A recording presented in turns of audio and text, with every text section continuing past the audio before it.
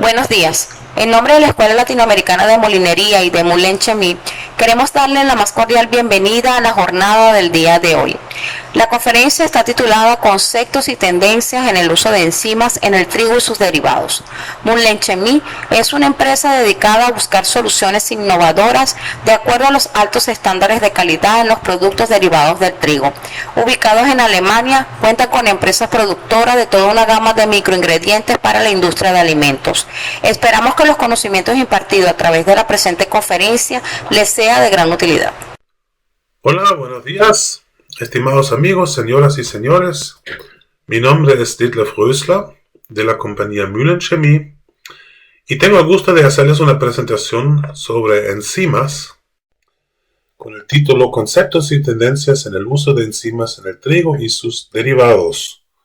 Aprovecho para felicitar también por esa vía a los amigos de Eslamo por sus 25 años de estar enseñando al mundo molinero todo lo que necesitan saber. Muy bien, comienzo entonces para hablar un poco de enzimas. Empezando con la introducción y luego con la pregunta ¿qué son enzimas? Pues, ¿qué son? ¿Virus? ¿Qué son bacterias o son hongos? ¿O quizás moléculas sintéticas? ¿O son qué? Sustancias proteínicas? Pues ahí sí llegamos a la verdad. Las enzimas son proteínas y su función es principal que actúan como biocatalizadores. Siendo un catalizador son capaces de acelerar reacciones químicas. Como son de la naturaleza, son biocatalizadores. Y lo que hace un catalizador es reduce o elimina la energía química o térmica necesaria para causar reacciones. El cuerpo humano es un perfecto ejemplo. Gracias a enzimas, todo lo que pasa dentro de nosotros puede pasar a 37 grados y con una presión del ambiente. Pues si no fuera por las enzimas tendríamos que estar, expuestos a un calor fuerte o presiones muy altas, algo que por supuesto para el cuerpo humano no es factible. De ahí pues las enzimas también entre nosotros juegan un papel fundamental. También hablando de enzimas dentro de nosotros, algunas preguntas que hacen la gente: ¿qué pasa si yo como enzimas? O sea, ¿qué es la enzima? Estoy comiendo eso. Pues se ha hecho una vez un cálculo y pues en Alemania donde comemos aproximadamente 84 kilogramos de productos panaderos por año, la ingesta de enzimas de una amilasa en ese ejemplo es apenas 0.25 gramos de enzima pura en 100 kilogramos de harina, y es 0.15 gramos de amilasa pura en 100 kilos de pan, y eso significa que para ingerir 1 gramo apenas se requiere 6 a 7 años, sin contar que en ese interino también la harina es metabolizada, la enzima es metabolizada también por el cuerpo y desaparece, o sea, tampoco es que queda dentro de nosotros. Y otras enzimas usan aún menos dosis, así que la ingesta como tal no es un punto considerable para el ser humano. Muy bien. No hay panificación sin enzimas, claro, porque están involucrados en todos los procesos, principalmente porque la harina como tal ya contiene enzimas cereales, sobre todo amilasas, pero también otras. La levadura que usamos para panificación también contiene enzimas que convierten los componentes de la harina en sustancias fermentables. Los mejoradores de harina y pan también aportan enzimas para la estandarización, optimización, y también en algunos casos también pues las enzimas naturales se quieren que se vayan, ¿no? Son muy pocas las aplicaciones, pero algunos en bizcochería por ahí usa la harina clorinada, ¿no? Para desactivar las enzimas. Pan plano también, y algunos snacks extruidos también se elaboran con harina donde las enzimas fueron desactivadas, en el caso con calor. Muy bien. ¿Cuáles son los beneficios de las reacciones enzimáticas? Pues se ahorra costo. Se estima más o menos 1 kilo de enzima reemplaza 100 a 1000 kilos de químicos. Facilita ahorrar almacenaje, transporte y manejo porque son mucho menos las cantidades. También se pueden almacenar a ambientes normales, sin restricciones. Y eso reduce costos y procesos también para elaborar derivados. Por ejemplo, la producción de azúcar líquido es un ejemplo donde gracias a enzimas se puede trabajar con mucho menos energía, mucho menos calor y también mucho menos residuos. Las enzimas son amigables para el medio ambiente, también porque ser etiqueta limpia, son biodegradables las enzimas, eso es importante también para el medio ambiente. Facilitan ahorrar agua y energía, eso hoy en día es un tema para reducir la huella de CO2. Son fáciles de implementar, no se requiere equipo especial, el sistema de control, basta con un dosificador de alta exactitud. Son seguros de usar, son procesos fabricados limpiamente a través de fermentación y también son seguros cuando se sobredosifican porque no hay digamos envenenamiento o hay residuos que se quedan acumulados, ¿no? Y no crean sustancias secundarias nocivas, por ejemplo esteroidómeros, que en algunos otros casos sí es el caso. ¿Por qué se usa enzimas en alimentos? Otros ejemplos fuera del mundo de granos, pues son ayudantes de producción, pueden ayudar en cambiar la estructura, separar, aglomerar, sedimentar, clarificar productos, por ejemplo jugos se clarifican con enzimas. Mejora la calidad, estabilidad, apariencia y estructura, eso es tema para panificación también, duración, vida útil, sabor también es importante, se usa algunas enzimas para crear o modificar sabores o también para inhibir sabores no deseados. Usarlas significa un ahorro en costo, porque se aumenta el rendimiento, se ahorra energía, se ahorra tiempo y se ahorra también materias primas que se necesitan para elaborar. Lo bueno es que tienen una declaración amigable porque no son considerados como aditivos según la ley, sino en la mayoría de los países como coadyuvantes, y esos coadyuvantes no necesitan declararse. ¿Por qué? Porque se destruyen durante el proceso. Y al final, el punto final, ya no están más presentes. Las enzimas ayudan a resolver problemas. Por ejemplo, la acrilamida, que es un producto nocivo para la salud, voy a llegar más tarde a eso. Elimina los sabores secundarios. Ayuda para alergias, por ejemplo, con leche deslactosada se usa lactasa para eliminar la lactosa. Los celíacos, que no pueden comer pan con gluten, también gracias a enzimas, pueden comer un pan sin gluten de buenas apariencias. Entonces, las palabras clave en ese sentido son alergénicos y contaminantes. Las enzimas son innovadores, tanto que hasta facilitan fabricar productos que antes no se han hecho. Un buen ejemplo son la leche de cereales, que gracias al uso de las enzimas se pueden elaborar con diferentes cereales, diferentes sabores, sin agregación de otros aditivos. Y ahí pues es un buen ejemplo donde las enzimas como tal facilitan elaborar ciertos productos. Veamos algunas tendencias en alimentos hoy en día. El ser humano hoy en día se cuida cada vez más de comer bien. Eso significa que quiere comida natural, no nocivos a la salud, sino al contrario, beneficiosos para la salud. Existe también la palabra del superfood, por ejemplo, que hoy en día es un gran trend, donde quieren alimentos que son muy muy buenos para la salud. Algunos ejemplos para nosotros es la sustitución, por ejemplo, de químicos nuestros son azodicarbonamida, el ADA, que se usa en pan. En Latinoamérica está todavía permitido en la mayoría de los países, y para galletería también se puede sustituir el metabisulfito de sodio. Se puede reducir azúcar y sal, porque se ayuda a convertir almidones en azúcares, que trae más dulzura, y sal, porque sal no solamente da sabor, sino también estabilidad, y eso también se puede lograr con enzimas, y por ende se puede ahorrar sal. Digamos, de un 2% se puede bajar a 1% y dependiendo de la receta quizás aún más. Las enzimas ayudan también en eliminar sustancias dañinas, nuevamente la acrilamida, que voy a llegar, como les dije, más al detalle más tarde. La etiqueta limpia, ya les he mencionado, el famoso concepto de clean label, que es posible gracias a las enzimas, porque, como ya les he mencionado, son coadyuvantes y no aditivos. Algunos ejemplos ahí, sustitución de emulsificantes, monoglicérido, monodiglicérido, DATEM, SSL, todos son productos que necesitan declararse en Europa con los números E, en otras partes con su palabra como tal, y eso se puede lograr, esa sustitución, gracias a las enzimas.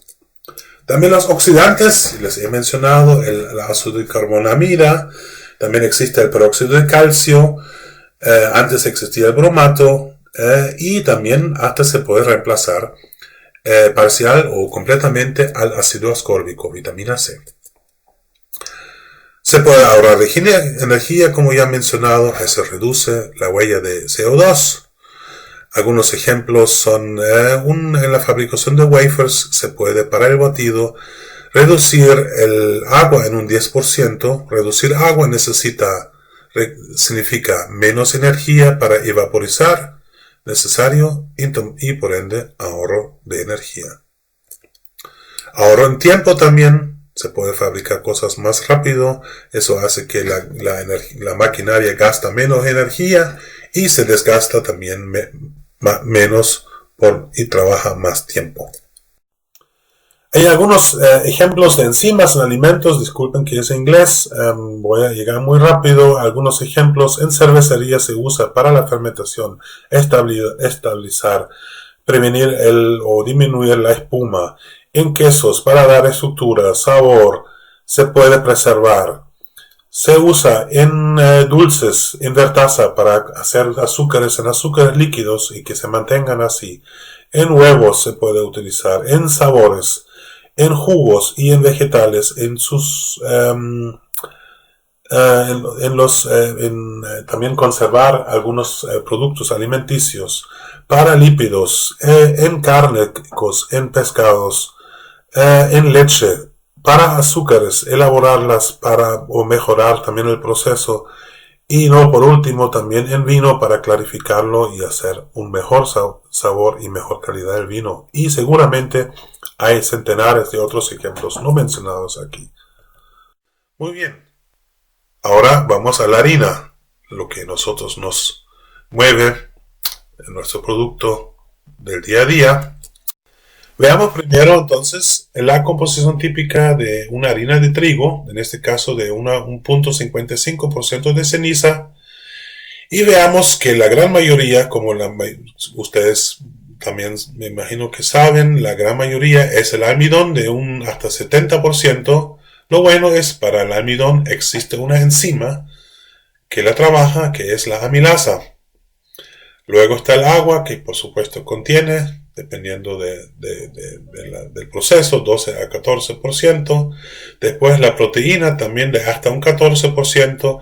Y también sobre las proteínas también existen enzimas, que es por un lado la proteasa, que la descompone, pero también la transglutaminasa, que la fortalece, digamos. Luego vienen los pentosanos, 2.5 a 3%, también para esa sustancia existen enzimas, las pentosanasas, hemicelulasas y xilanasas en su orden. Y también para los lípidos, 1 a 1.5% existen las lipasas. Veamos entonces que la gran mayoría de los componentes de harina se puede tratar con enzimas. Un punto muy importante en una harina es la retención de agua. Eso significa rendimiento, eso significa poder de crear volumen. Y si sumamos el aporte de los pentosanos en un 25% y los 35% de proteína y el 40% de almidón, veamos que toda la retención de agua, los responsables para la retención de agua son todos sustancias que pueden tratarse con enzimas. Ahí veamos la importancia de las enzimas en todo ese tema. Muy bien. Una cosa que quiero mencionarles que es importante, que enzimas necesitan agua para actuar. Mientras más agua hay, pues mejor. Lo más contenido de agua existe en los batidos para wafers, más harina, más agua incluso que harina, 120, 130%.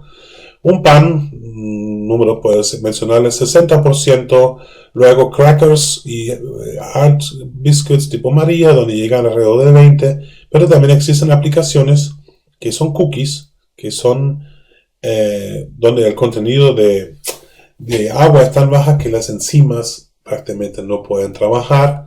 Lo que ni se menciona aquí son los bizcochos, bizcochería o kuchen, torta, donde a veces hasta no hay nada de agua, sino es puro aceite. Y ahí pues las enzimas juegan o no juegan un papel o son enzimas muy especiales. Muy bien. Las enzimas, voy por las diferentes clasificaciones. Las más importantes y los más antiguos, digamos, son las amilolíticas, amilasa.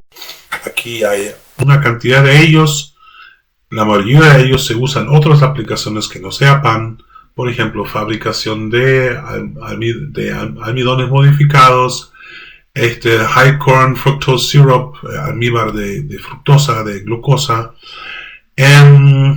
Pero para nosotros que trabajamos para harinas, la alfa-amilasa es la más importante. También existen beta-amilasa, glucoamilasas, pero la alfa-amilasa es la que más importante de todas para nosotros. ¿Qué hace una amilasa? La amilasa pues corta el almidón y lo convierte en las cadenas largas en cadenas cortas que se convierten en azúcares fermentables, y diferentes amilasas cortan en diferentes enlaces. La alfa-amilasa corta en el enlace principal y así crea ramificaciones. Glucoamilasas cortan en los finales y crean la glucosa, que es el azúcar más corto, y la beta-amilasa es el maltosa, el doble que hace, y eso es su modo de acción. Ahí también en otro imagen pueden ver también el efecto almidón, alfa-amilasa, dextrinos con sus beneficios, la beta-amilasa, amaltosa, que también tiene sus beneficios, y la glucoamilasa convierte en dextrosa. Más importante, y también por la cantidad de alfa-amilasa en comparación con lo demás, es la acción de esa enzima para nosotros. ¿Cuáles son esos efectos? En palabras, convierte el almidón hidratado en azúcar fermentable, y eso lo hace sobre el almidón dañado. Retiene y libera agua en diferentes etapas del proceso. Eso hace que la masa se reduzca en viscosidad, mejora la consistencia. La masa se pone más extensible. La extensibilidad también resulta mejor en un mejor oven spring, porque el gas que se expanda dentro del horno se puede expandir mejor y crea más volumen. Hay que tener un poco cuidado con el uso, porque uso excesivo puede resultar en pegajosidad, y eso es lo que nosotros no queremos, por supuesto. El alfa-amilasa produce los dextrinos, las ramificaciones, ¿no? Y dextrinos cortos lineares, y finalmente maltosa de las secciones lineares en la molécula del almidón, y eso hace que se mejore el tostado, incrementa la vida útil, la frescura, y mejora también el poder o el grado de fermentación. Los panes crecen mejor. También hacen que la harina tenga mejor rendimiento y el producto panadero al final aparece mejor. Aquí una dosis típica de una alfa-amilasa fúngica, un ejemplo de una amilasa 5000 SKB, que es la más usado, y ahí vemos, de acuerdo al following number, se usa alfa-amilasa, ¿no? Empezamos con bajo following number, alta actividad enzimática, bajo cantidad de alfa-amilasa agregado, ¿no? Y cuando son harinas de alto contenido de ceniza, se agrega aún menos, ¿no? Y llegamos hasta 380, hasta por encima de 100 partes por millón que se agrega. Cuando tengas un gluten index alto, también puedes incrementar la dosis. Ahora bien, también ese gráfico es solo una referencia. Al final, cada molino tiene que encontrar su dosis óptima porque cada molino trabaja con diferentes trigos, diferentes grados de almidón dañado, diferentes mercados, diferentes productos terminados. Así que ese gráfico le recomiendo a cada molino que lo elabore también para que sepa cómo utilizar su alfa-amilasa de acuerdo al following number que tiene el trigo y la harina con la cual están trabajando.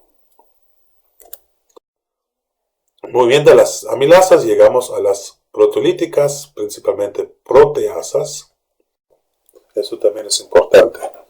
Para así también eso da seguridad en el uso, porque si te pasas el tiempo no es que tu harina se convierte, un agua se convierte en una sopa, no, sino se lleva a un cierto nivel y ahí se mantiene.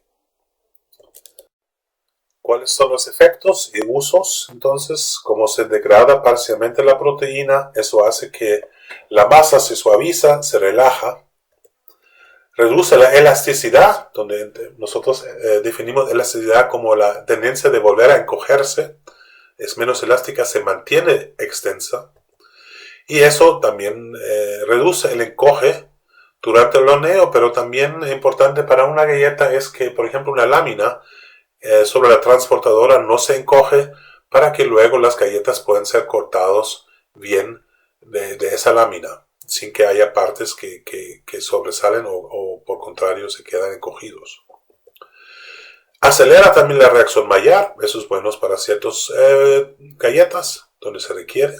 Eso hace también que tú puedas ahorrar en suero, por ejemplo, que se usa para aumentar el tostado, ¿no? Reemplazar metapisulfito con las enzimas te facilita ahorrar suero. Ahora bien, se usan las proteasas principalmente en galletería y ciertas aplicaciones especiales, por ejemplo biscotte o rusk, pan doble horneado crujiente, y en panificación no se usan tanto porque, bueno, la proteína es algo muy valioso, pagamos incluso más plata por más proteína, y pues ahí queremos que la proteína se quede intacta. Muy bien. Llegamos a la siguiente familia, las hemicelulasas, pentosanasas, xelanasas y algunas otras. Aquí una imagen tridimensional de una xelanasa que describe un poco el modo de función. Es que veamos que describimos a la xelanasa como un sillón, una estructura con enlaces donde invita al substrato a conectarse, sentarse, sentirse bien y poder desarrollar mejor su poder, ¿no? ¿Cuáles son los sustratos? Bueno, lo de arriba de todo es la hemicelulosa. Debajo de las hemicelulosas están los pentosanos, xilanos, y dentro de los xilanos lo más prevaleciente es el 1.4 beta-xilano. 85% de los polosacáridos, ¿no? Son esos que no son almidón, son 1.4 beta-xilanos. Eso hace también que la endo 1.4 beta-xilanasa es la enzima más importante también dentro de las hemicelulasas o pentosanasas. Ahí también lo vemos en el gráfico. Xilosa es lo más importante, el enlace principal, y solo de ahí están las ramificaciones de arabinosa, ácido cumárico, ácido ferúlico, y que también, como les dije, entonces la enzima que es la más importante porque actúa sobre la mayoría es la endo 1.4 beta-xilanasa, la enzima más importante. De hecho, cuando a ustedes se les ofrecen enzimas hemicelulíticas, casi siempre son esas 1.4 beta-xilanasas, pero también hay que mencionar que no todos son iguales. Hoy en día se conocen, les miento, creo que 15 diferentes, y cada uno tiene diferentes grados de empeño también, así que también vale la pena comparar y distinguir entre las diferentes 1.4 xilanasas. Muy bien. Lo que hace, lo bueno es que cortando los arabinoxilanos se mantiene intacto el enlace entre esos pentosanos y el gluten y la proteína. Entonces, se mantiene, digamos, el valor que aporta la proteína, pero se corta y se hace entonces toda la estructura un poco más flexible. Entonces eso da extensibilidad sin quitarle fuerza. Y eso es el modo de acción más importante que tiene la hemicelulasa. Y por eso también lo hace una herramienta tan importante, ¿no? Y también volviendo al tema, ¿por qué es importante? Porque aunque son solo 2 o 3% que contiene la harina de pentosanos, esos son 25, un cuarto de toda la retención de agua es a través de los pentosanos y asimismo las pentosanasas oxidanasas. Así que son herramientas muy importantes. Ahí vemos el modo de acción también. Se retiene el agua en la primera etapa, importante para el amasado, pero luego con el tiempo se suelta el agua en el proceso de fermentación, panificación. Entonces, cada proceso es acompañado por el funcionamiento correcto de la enzima. Y ahí también vemos diferentes acciones de diferentes enzimas que pueden actuar. Y lo interesante es luego combinar diferentes para crear efectos de sinergias que no pueden lograr con una sola oxidanasa. En general, fácil de usar. Muy bien, llegamos a la siguiente, las oxidasas, que son más modernos, se han evolucionado también en su uso y las cepas diferentes existen. Para nosotros más importante glucosa oxidasa, hexosa oxidasa y también la sulfidil oxidasa. ¿Qué hace? Pues, para decirlo en pocas palabras, convierte agua,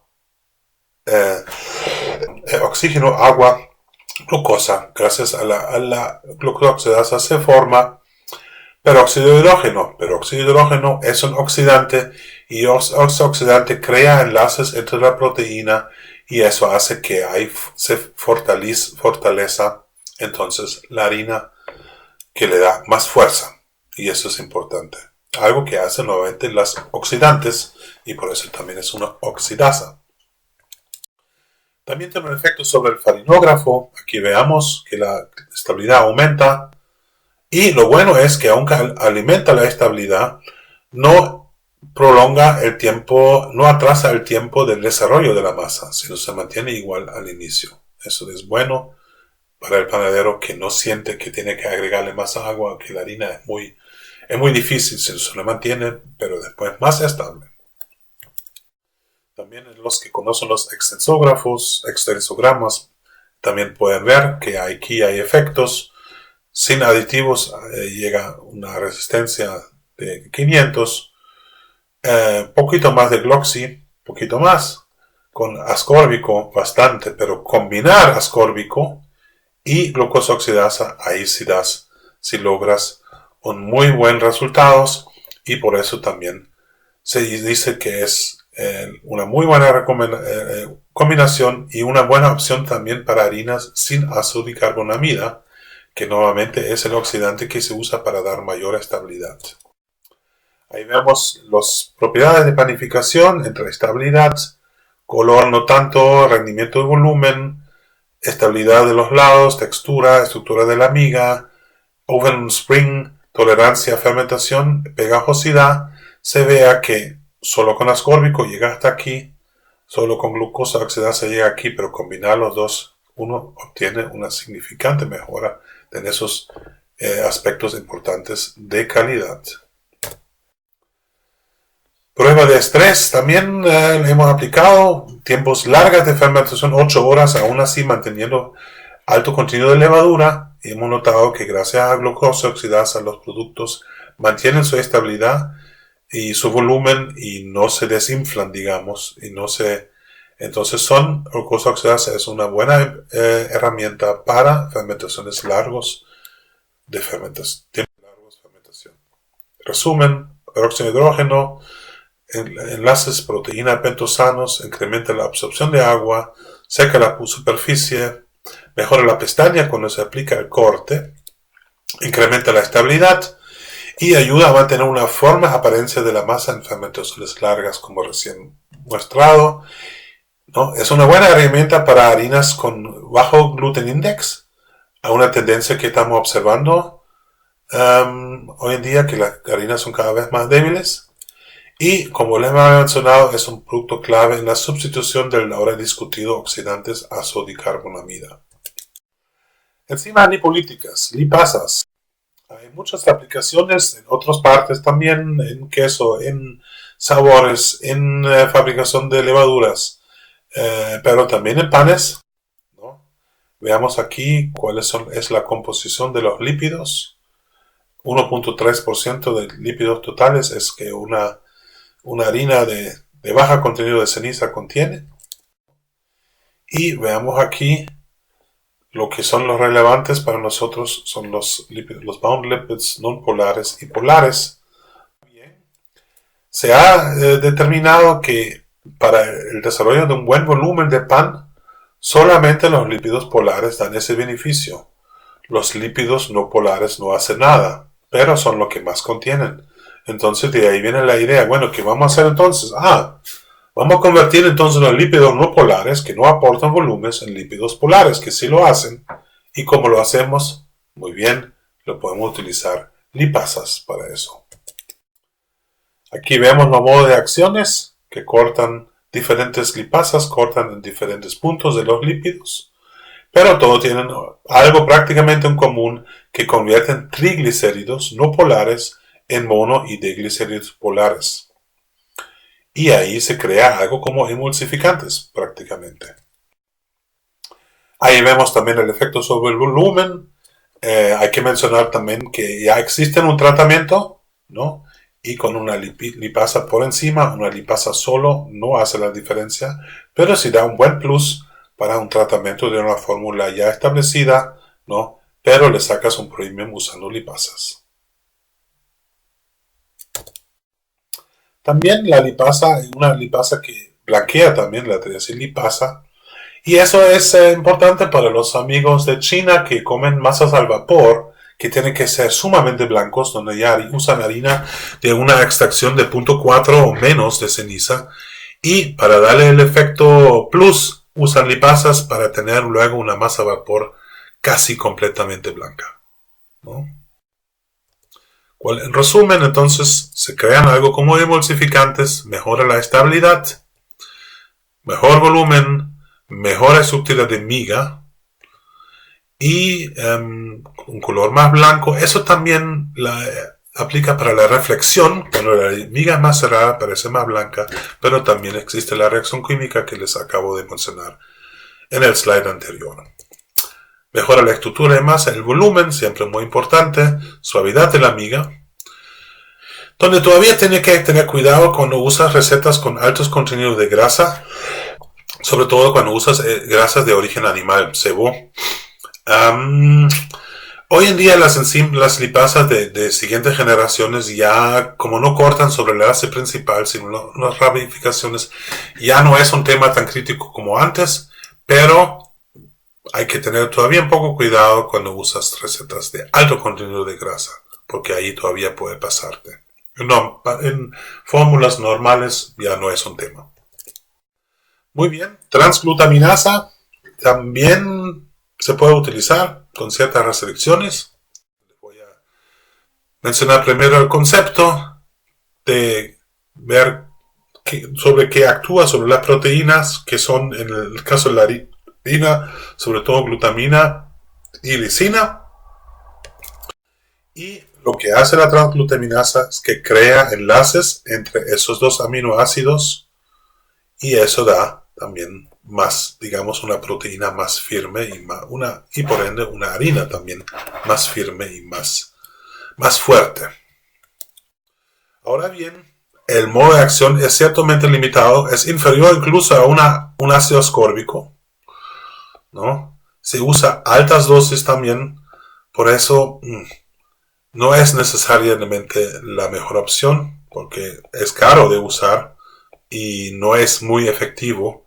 Por eso las aplicaciones son limitadas.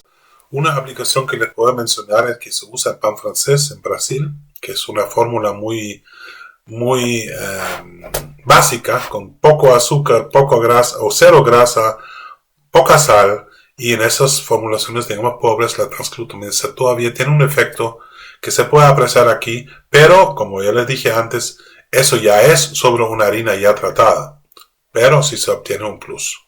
Y ese plus a veces puede hacer la diferencia. Resumen, enlace los aminoácidos, más fuerza, más estabilidad. El perfil de aminoácidos no es el más apto para el modo de acción de la transglutaminasa. Los aminoácidos en carnes o en pescados son mucho más relevantes, y ahí sí es, de hecho, ahí se usa principalmente transglutaminasa en estos productos, también en lácteos para hacer los yogures más firmes, y en harina un poquito, ¿no? Y también porque es caro.